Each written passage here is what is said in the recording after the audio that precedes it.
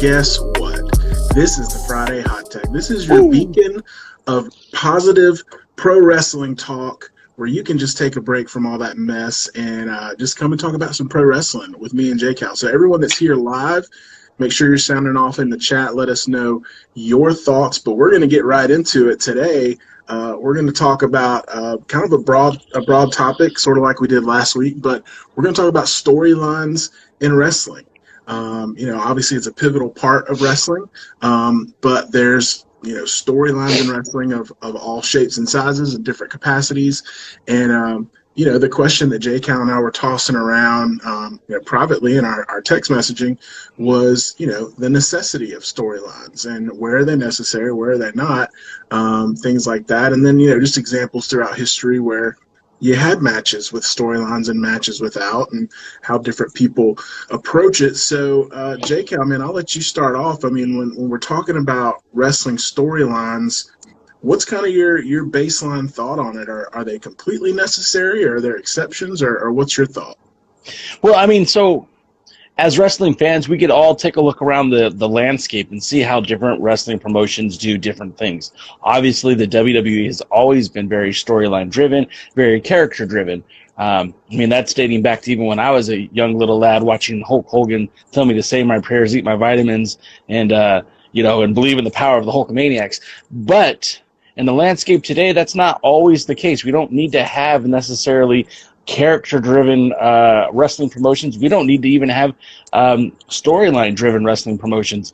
I don't normally like to bring up a certain individual, so I won't bring him up by name, but I'll mention his wrestling promotion that was based in Southern California had absolutely zero storyline. Every show was just, it's a match.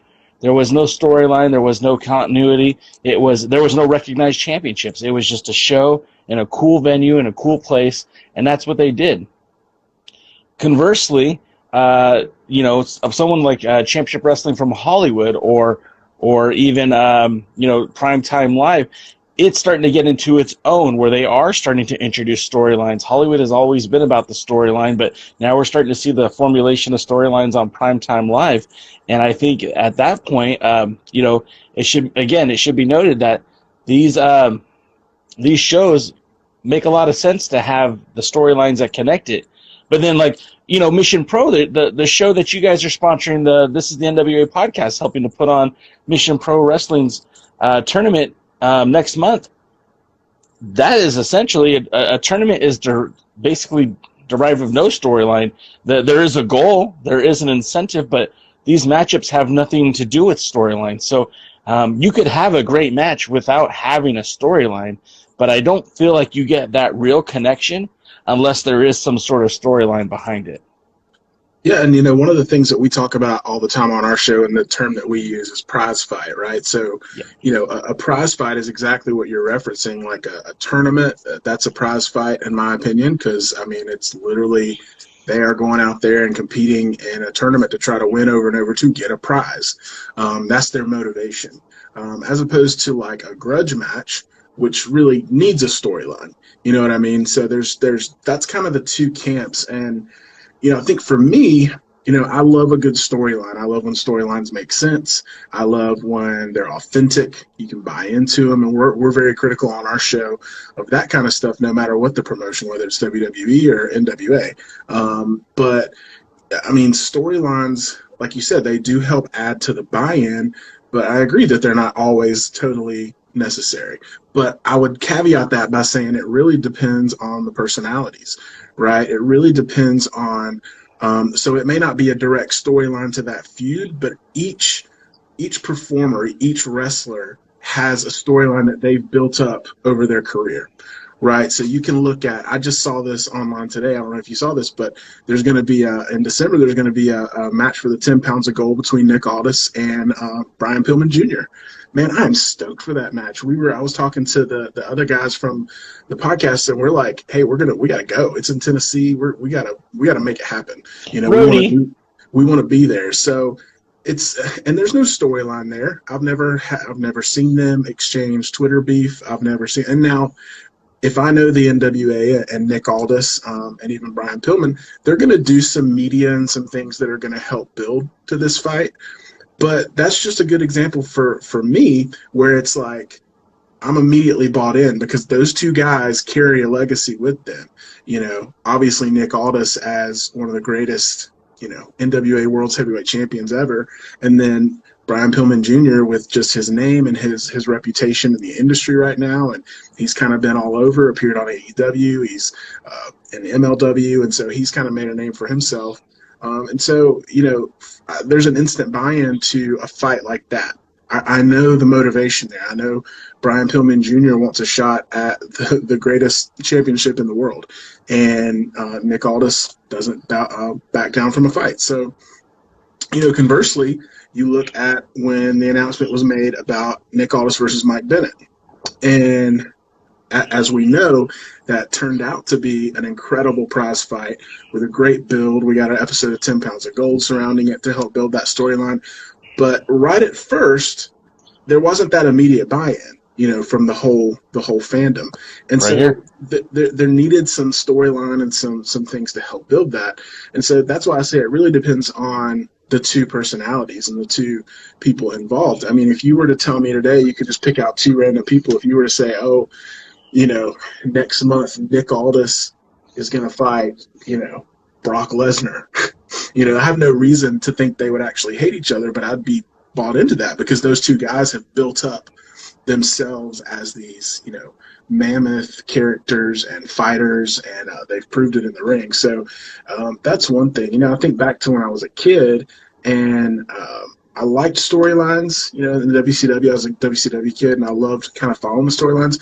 But the majority of the matches I saw had no storylines. You would just turn on WCW Saturday night, and it would open up, and it would just be Cactus Jack versus Z-Man for no reason, and you'd be like, but it was a good wrestling match, and so you liked it. So there's various levels of things, and I think we are overly critical of storylines because, hey, we always reference this, but the WWE kind of is the beacon in the world, whether we like it or not, for pro wrestling, and they have become so storyline centric. They can't do anything without a storyline, so much so that they'll just like pull a storyline out of their ass to make something make sense, and so that's sure.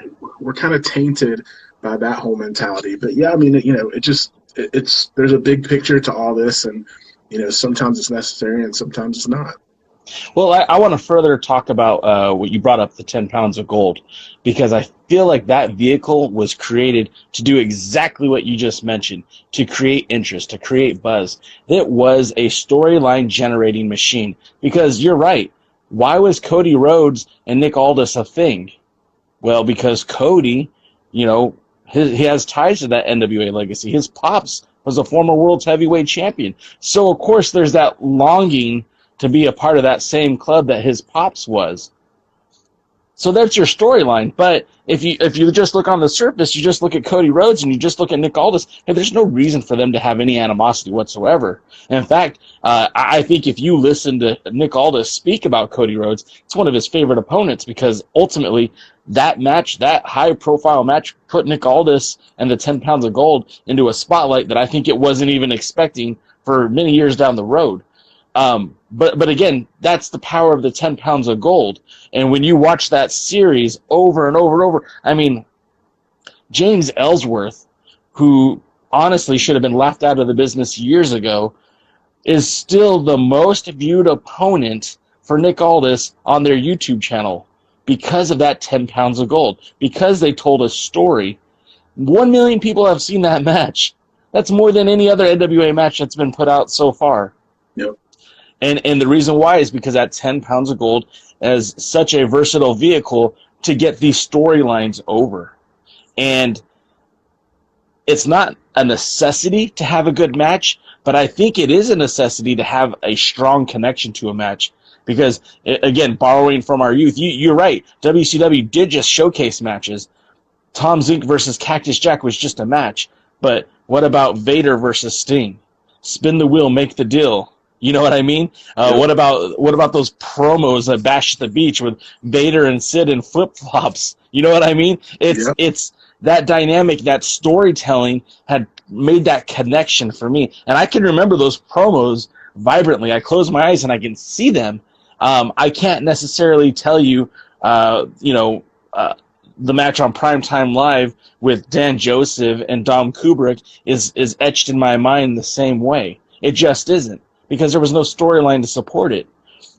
And I think, again, you can have a great match without a great storyline, but I really feel like to make that connection with the audience, it's borderline essential. Well, and you can definitely have a great match without a great storyline, because, in my opinion, the best match so far of Primetime Live has been Thunder Rosa and Priscilla Kelly, and that match had no storyline. I mean, there was some promos and things like that, but when we talk about storyline, sometimes we talk about the believability and the authenticity of why these two fighters would hate each other, quote unquote, or why they would. That's kind of what we reference when we talk about storylines. And to be honest, like, especially when there's a title involved, I don't think I need that motivation necessarily. And sometimes it's almost overkill to try to create that motivation. Again, I loved what they did with Nick Aldis and Mike Bennett. And not critiquing that in any way, but to me, it was enough motivation for me for Mike Bennett just to say he's the world's champion, and I want to get at him, and so I'm glad they added some more layers to that, and it was definitely beneficial, and it definitely helped for the buy-in. But just using that as an example of, that's enough motivation for me as a fan of prize fight wrestling, that Priscilla Kelly doesn't need to hate Thunder Rosa. You know what I mean? She doesn't need to despise her or have some kind of personal vendetta. She just needs to say, hey, she's the NWA Women's World Champion, and I want to be that. And so let's have a match, and that's believable enough. And they put on a hell of a match, and it was, like I said, for me, it was a highlight of Primetime Live so far. So, it kind of comes down to that too. It's like if you can get in there and you can put on a match of that caliber, and you can tell a story in the ring, because those two ladies told a story in the ring.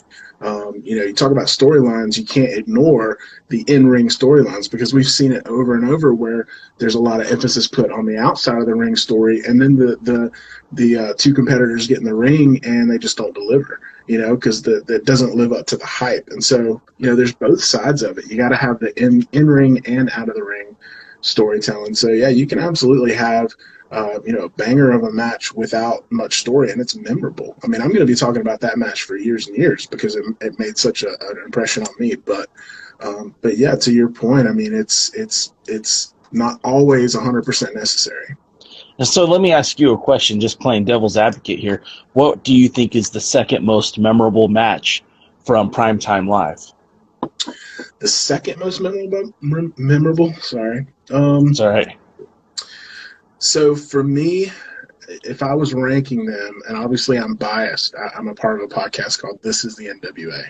Mm-hmm. It's going to be Thunder Rosa, Priscilla Kelly, number one. Very, very close second, I'm going to go Nick Aldis and Mike Bennett, just because I was ready for NWA wrestling again. I was ready to see the 10 pounds of gold defended. And then Aaron Stevens and Trevor Murdoch and that title change. So, and there is some storyline behind two out of three of those. That's my point. Yeah. Go ahead. Sorry. I mean, except for the one on the top of my list, there was some storyline developed and built for those matches. I mean, Trevor Murdoch and Aaron Stevens going all the way back to Power, that had been building. But again, it's a mix for me of that top match was just so memorable that it didn't need the same storyline.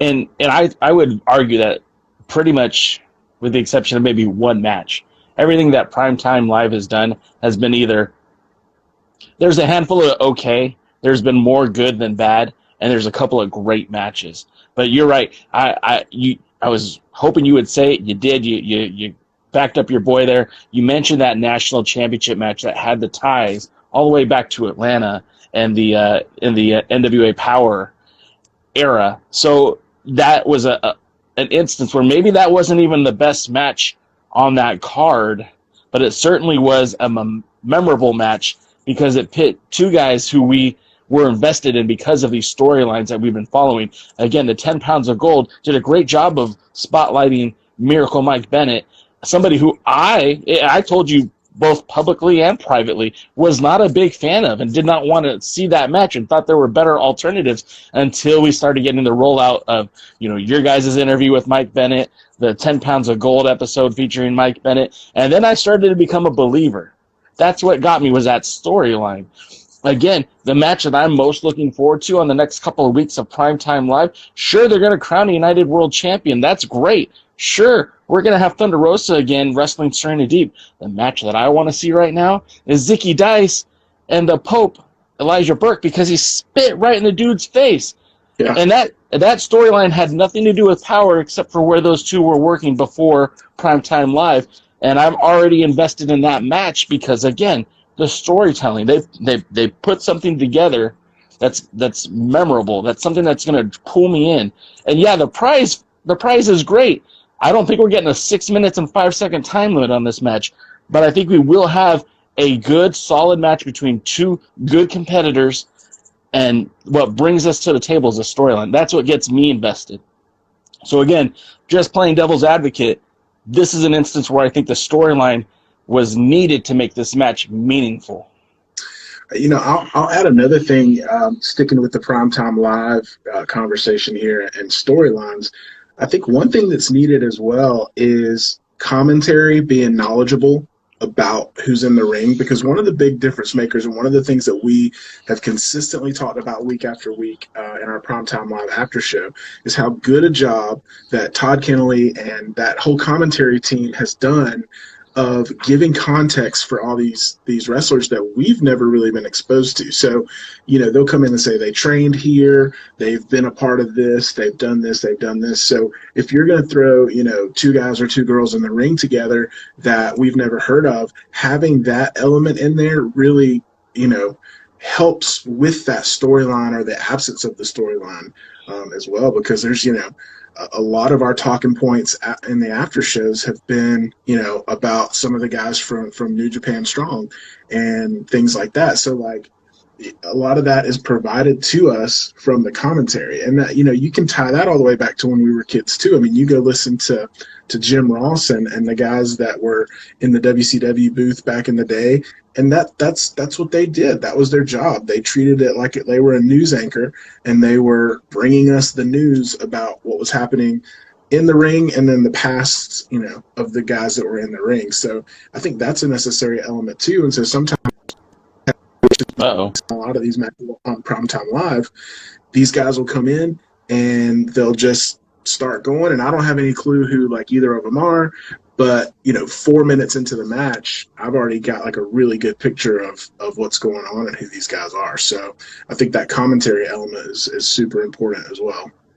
And if you guys who are listening to this show right now or watching this show are having questions about who these talents are that are appearing, please visit alliance-wrestling.com, where weekly I pen an article that's a primer for Primetime Live that gives you all some of this, well, not all of it, but a lot of the background info that you're hearing from Todd Kennelly or, Blake Troop or even Alyssa Marino. It's stuff that I'm writing about. I feel like I could join them right in that broadcast booth and fit right in because, I think that is an important part of the show. I think it's an important part of the storytelling. You have to know your history to understand what's happening in front of you. And I agree. Todd Kennelly is great. The whole staff of that announce booth is great. And I like to see that the chair moves quite a bit and we get new faces in there so nobody gets too stale. Hopefully we'll see more of those familiar faces back in that broadcast booth once again.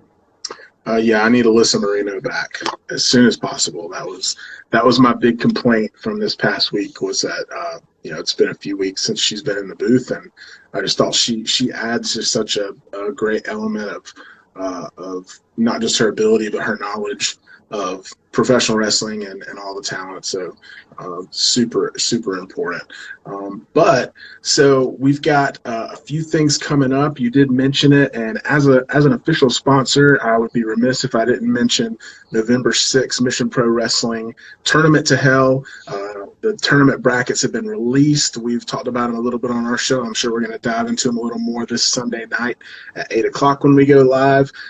We've got, as I mentioned, a world's title fight coming up in December between Nick Aldis and Brian Pillman Jr. And then coming up on Primetime Live this week, as you just mentioned, we've got a TV title match, Zicky Dice versus the Pope, Elijah Burke. So I am super stoked about all the NWA stuff coming up and NWA related stuff. And then, as you mentioned, that UWN world's title that they've unveiled. So be interesting to see where they go with that. So, man, a lot going on in the world of the hashtag NWA fan, not just in the NWA, but with some of these connections that we have to other stuff. So that's what I've got coming up. JayCal, what's coming up for you guys this coming week? Well, so, okay, we do our version of the pre-party, the pre-show, if you will. It is the pre-party with JayCal. We do that every Tuesday at 5 o'clock Eastern, 2 o'clock Pacific, and we're getting you hyped up. Again, it's kind of a primer for the Primetime Live. Plus, we go over some of the news and information surrounding the United Wrestling Network and the National Wrestling Alliance. Of course, Thursday nights, much like our brothers over at the This is the NWA podcast, me, former junior heavyweight champion Kevin Frazier, and DKM give our take on what's happening with Primetime Live and give our reviews and recaps of what's going on, as well as adding whatever is late breaking and news information for the United Wrestling Network and the NWA. And of course, I would be remiss if I didn't mention we have a little project that we've been working on, and I'm hoping to release it maybe this Monday, maybe the following Monday, but we're working on a retrospective of the NWA World Junior Heavyweight Championship. We're just in the editing process, but it should be coming out soon. It's going to be like a 7-part series, maybe an 8-part series. We'll see. But if you're a fan of junior heavyweight wrestling and 3 guys who like to talk about wrestling, I recommend everyone check that out too. Of course, we'll put posts on social media. You guys can follow it there. Very, very cool. I can't wait to check that out. And that's going to be at alliance-wrestling.com. Yes, sir. Thank you so much for the plug. Always, man. Well, I am heyitswil. You can find us at the NWApod.com. And as I just mentioned, JayCal from alliance-wrestling.com. So keep tuned in over there for everything coming up that he just mentioned. But JayCal, as always, man, such a pleasure to chat with you, even just for a few minutes every Friday. And, man, I hope you have a great weekend. I hope everyone watching this, listening to this, whatever, that you're having a great day. And, hey, we'll see you guys soon. Get positive, stay positive, brother. Woo! That's right.